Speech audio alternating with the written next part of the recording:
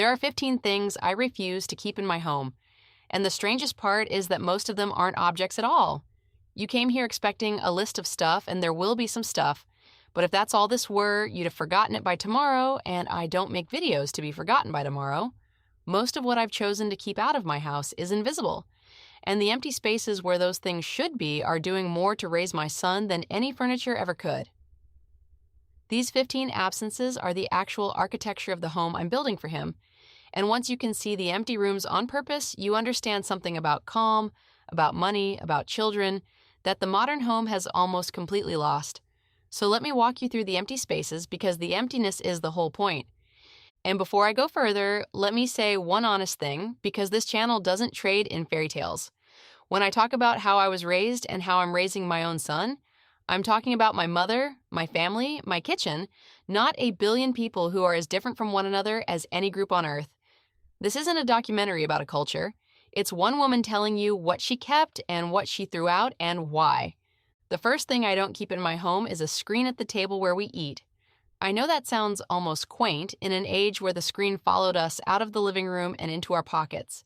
But stay with me because the principle underneath it is what matters, not the device. The table where my family eats is a kind of sacred ground, and I don't let anything compete with the faces around it. The meal is not entertainment, and it is not efficiency. It is the 1 hour of the day when we are assembled and actually paying attention to one another, and a screen in that room would be correctly a thief, not a harmless distraction, a thief, stealing the only reliable hour we have together. And here's the part I learned from my own childhood and have worked to reproduce, that this cannot be a rule enforced with anger. It has to simply be the shape of the house.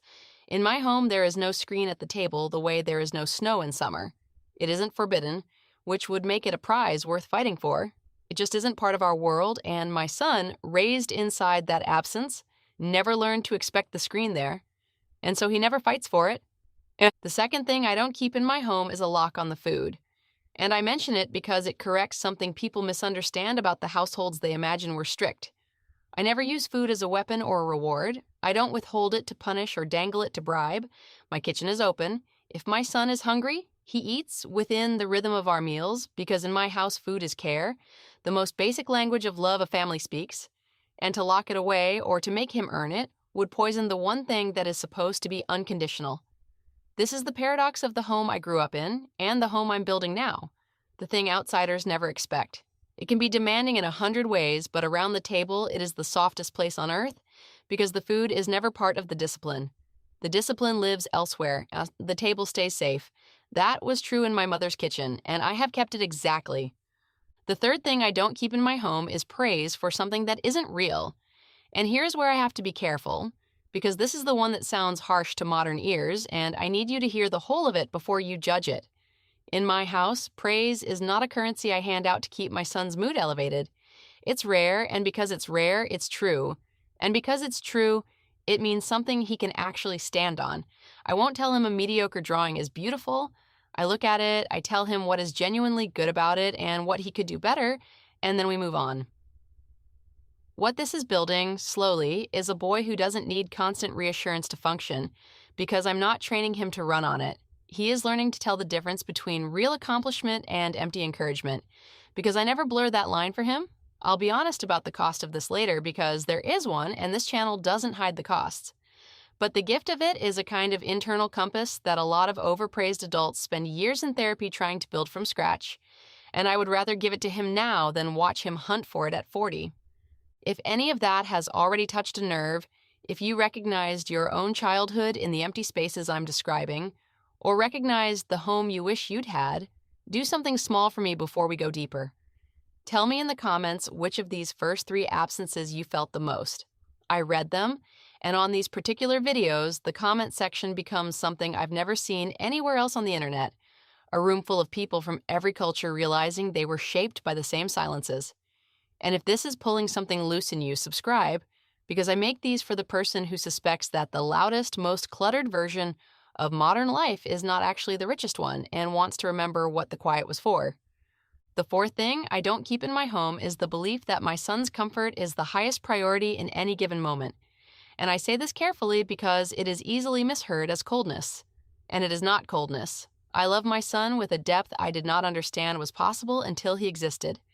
But I do not organize the entire household around the prevention of his discomfort, and that distinction turns out to be everything. A modern home often runs on a quiet, exhausting principle that the child should be spared friction wherever possible, that a good parent is one who smooths every road. I run my home on a different belief, the one I inherited, that a certain amount of friction is not damage but nourishment, that a child who is never bored, never frustrated, never made to wait, never asked to endure a small hardship, is being quietly starved of the very experiences that build a durable person. So I don't keep in my home the frantic energy of a parent trying to fill every silence and solve every small suffering. His boredom is his to solve. His frustration is his to sit inside. And the calm this produces, the sheer absence of anxious hovering, is something I have to protect on purpose against every instinct the modern world has trained into me. The fifth thing I don't keep in my home is the habit of talking about money in front of guests, or measuring my family out loud against the neighbors. Money in my house is private, not because it's shameful, but because a family's dignity is not something you inflate by boasting or deflate by complaining. I don't announce what we earn. I don't perform our struggles for sympathy or our comforts for status. And underneath that discretion is an idea I was raised on that the modern world has nearly abandoned, that my son's worth and our family's worth are supposed to rest on something sturdier than a number, something that can't be gained in a good year or lost in a bad one. In a world now drowning in the endless broadcast of everyone's income and purchases and comparisons, there's something I find quietly radical about keeping a home that simply refuses to play that game, that holds its financial life in two cupped hands and does not spill it out for the street to measure. The sixth thing I don't keep in my home is the assumption that my child is the center of the household. This is subtle, and I want to give it room, because the modern family has quietly inverted something ancient without ever deciding to. My son is profoundly loved, but he is not the sun that everything orbits. His father and I have our own lives, our own conversations, our own dignity that does not bend itself entirely around him. He is learning early that he is a member of something larger than himself, not its main character. And I want to be clear that this does not make him feel unloved. It makes him feel located. He knows where he stands in a structure that is bigger and older than he is, and there's a deep security in that. A security the child placed at the center of everything paradoxically never gets to feel, because a child at the center of the universe is carrying a weight no child was built to carry. Being a small part of something solid is a lighter and safer thing than being the fragile center of everything. That was the gift my own parents gave me without ever naming it, and I am handing it down. The seventh thing I don't keep in my home is noise for the sake of noise. There is a comfort with silence in my house that I have rarely encountered anywhere else, and it's deliberate. The television is not left on for company. Music plays when someone wants to listen to music, not as wallpaper against the discomfort of quiet. And so my son is growing up understanding silence not as emptiness to be filled, but as a presence with its own texture, a space in which a person can actually hear himself think. So much of modern life is a frantic campaign against silence, a sense that any unfilled moment is a problem to be solved with a screen or a sound. I think we've lost something enormous in that, because the person who cannot sit in silence cannot sit with himself, and the person who cannot sit with himself is running for his entire life. My mother, without ever explaining it, gave me the ability to be quiet, and it has turned out to be one of the most valuable things I own, which is exactly why I'm determined to give it to him.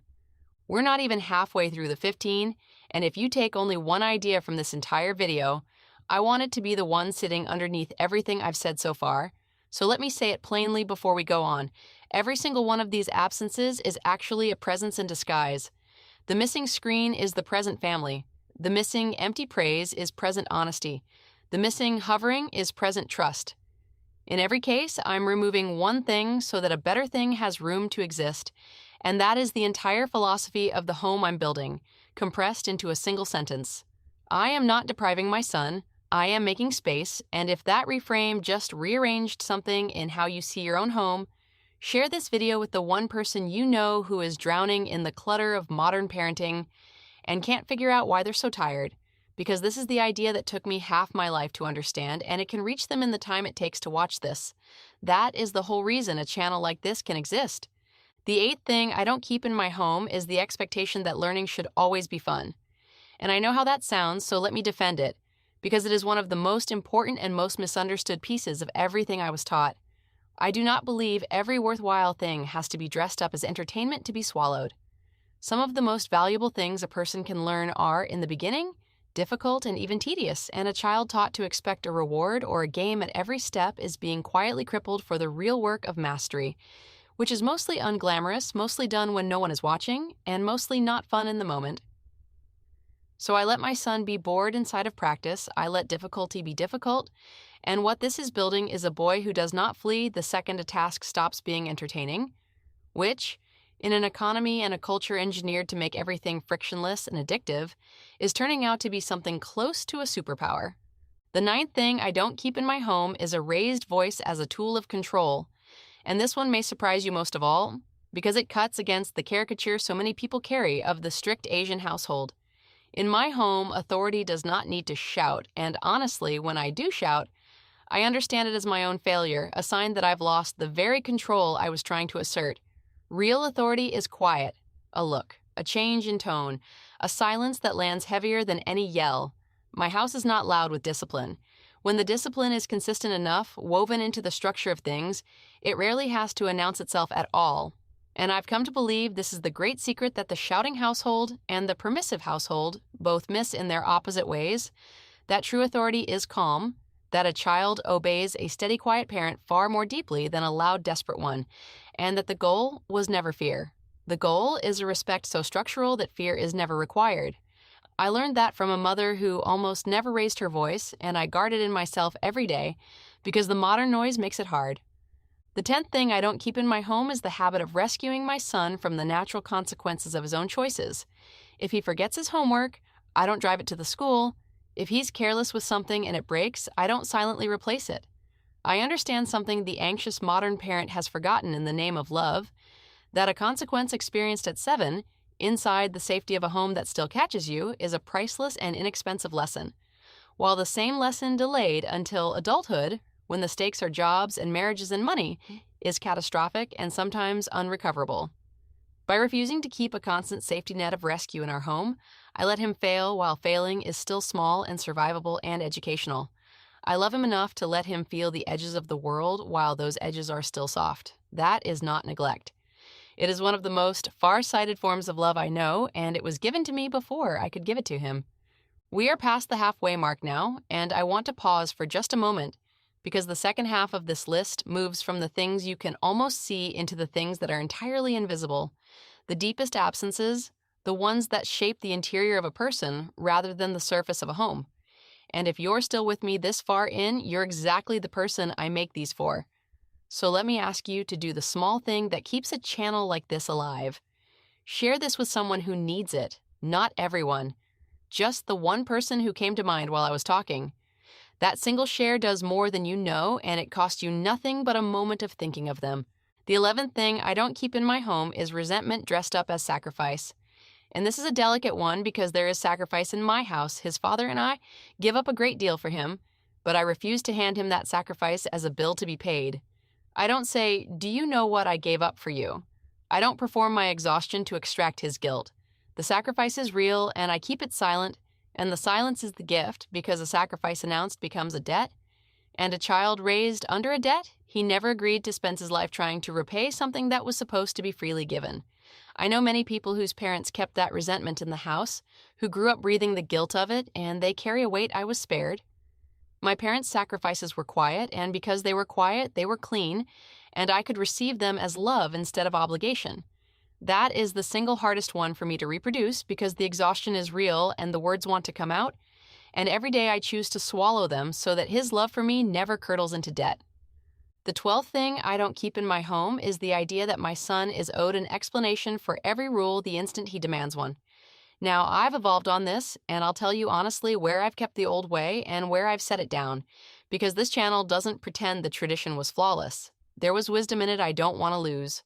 Not every boundary in my childhood came with a debate. Some things simply were, and the security of that was real, because a child who can argue every limit into renegotiation lives in an exhausting world with no fixed points. But I've chosen to explain more to my son than my mother explained to me, because I think the reasoning, when it's shared, is itself a gift. So I've kept the firmness and added the why. That's the one place on this whole list where I've openly changed the design, and I want you to see me do it. Because keeping a tradition honestly means knowing which parts to carry and which to gently set down. The 13th thing I don't keep in my home is comparison used as motivation. And this one is famous. It's the stereotype. The other kid who got the better grade, and I want to correct the record in my own family because in my actual home it was more complicated and more humane than the caricature. And I've kept the humane version. Yes, I expect real effort from my son. But my deepest comparisons are never between him and another child. They are between him and himself, between who he is and who he's capable of becoming. The question is never, why can't you be more like that boy? The question is whether he did his own best, whether the gap between his effort and his ability was honestly closed. And that internal standard, that lifelong habit of measuring yourself against your own potential, rather than the person beside you, is far more sustainable and far less poisonous than the comparison the stereotype imagines, because there is no end to comparing yourself to others. But there is a deep peace in having honestly met your own capacity. That peace is what I'm trying to install in him. The 14th thing I don't keep in my home is the belief that childhood happiness is the point of childhood. And I need to say this one gently because it is perhaps the most foreign to the modern ear and the most easily misunderstood. I am not trying to make my son's childhood maximally happy. I am trying to build a person who can sustain a meaningful life across 60 or 70 or 80 years. And I understand, in a way our culture has forgotten, that those are not the same project and are sometimes even opposites. A childhood optimized for constant happiness can produce an adult unequipped for a life that contains, unavoidably, enormous stretches of difficulty.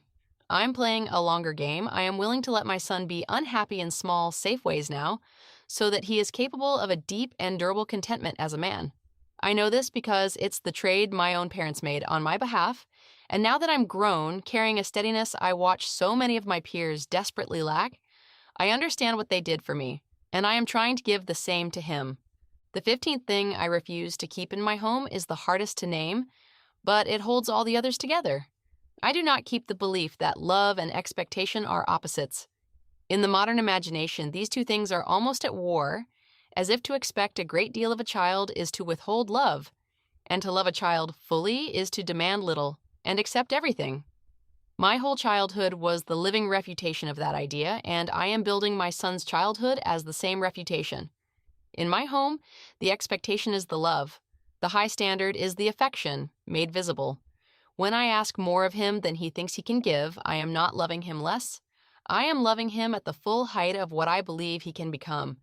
And that is a form of love so much larger than mere comfort that once he has felt it, the softer, lazier version will never satisfy him again.